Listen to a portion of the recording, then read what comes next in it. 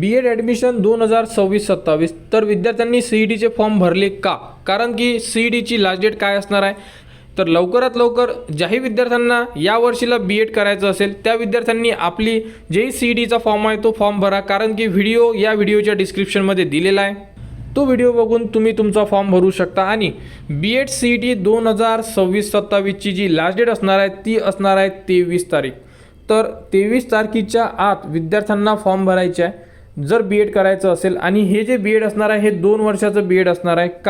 कारण की 1 वर्षाचे बी.एडबद्दल कोणताही GR किंवा कोणतीही माहिती उपलब्ध झालेली नाही आहे.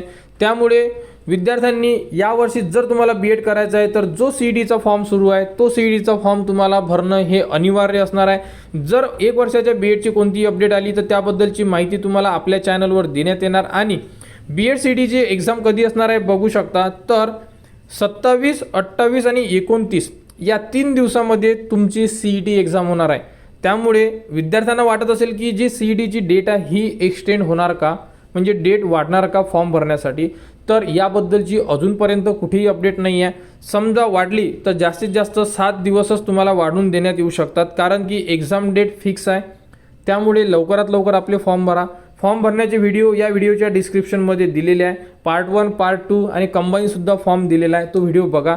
त्याप्रकारे आपला फॉर्म भरा. कोणाला कुठेही अडचण असेल तुम्ही कमेंट्स करू शकता. कमेंट्सवर तुम्हाला संपूर्ण माहिती दिली जाणार. आणि बी.एड ॲडमिशन 2026-27च्या ज्याही पुढील अपडेट येईल ती तुम्हाला आपल्या चॅनलवर देण्यात येणार. त्यासाठी आपल्या चॅनलच्या कनेक्टमध्ये राहा, चॅनलला सबस्क्राईब करा व हा व्हिडिओ इतरांपर्यंत शेअर करा.